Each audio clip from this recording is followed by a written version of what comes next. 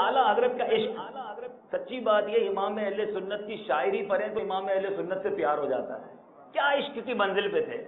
ہم بھی آسمان دیکھتے ہیں, ہم بھی تاروں کو دیکھتے ہیں, بڑا خوبصورت لگتا ہے, مگر امام اہل سنت تاروں کو دیکھیں, چاند کو دیکھیں, سورج کو دیکھیں, گلشن کو دیکھیں, پھول کو دیکھیں, کسی خوبصورتی کو دیکھیں, محبوب کی یاد آ جاتی ہے.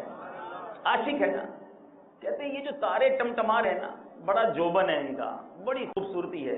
بتاؤں وہ کیا ہے. اعلیٰ حضرت کہتے ہیں آقا علیہ الصلوۃ والسلام جب معراج کی شب گئے اور اس تیاری میں جو غسل مبارک کیا تھا, ان غسل مبارک سے جو بوندیں ٹپکی تھیں, تاروں نے وہ بوندیں سنبھال کے رکھ لی, وہی ان کی ٹمٹماہٹ ہے.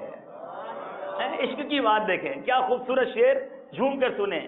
وہی تو اب تک چھلک رہا ہے, وہی تو جو بن ٹپک رہا ہے, وہی تو اب تک چھلک رہا ہے, وہی تو جو بن ٹپک رہا ہے.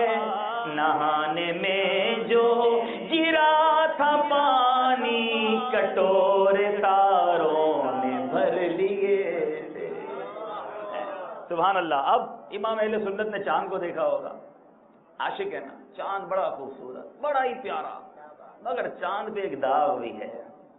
خوبصورت تو بہت ہے, مگر چودھری کا چاند دیکھیں تو اس پہ ایک دھبا سا, ایک داغ سا نظر آتا ہے, جو چاند کی خوبصورتی میں ایک داغ کا کام کرتا ہے. امام اہل سنت کہتے ہیں چاند تو نے غلطی کر لی. نبی پاک تشریف تو لائے تھے اوپر, جب میرے آقا گزرے تھے ان کی راہ گزر کی مٹی اٹھا لیتا ہے اور اس مٹی کو اپنے چہرے پہ ملتا تو تیرے داغ بھی دھل جاتے ہیں. کیا لکھتے ہیں, ستم کیا کیسی مت کٹی تھی, کمر وہ خاک ان کے رہ گزر کی, اٹھا نہ لایا کہ ملتے ملتے یہ داغ سب دیکھ نہ مٹے تھے. تیرے داغ بھی مٹ جاتے, دھل جاتے, اگر نبی کے قدموں کی خاک اٹھا لیتا.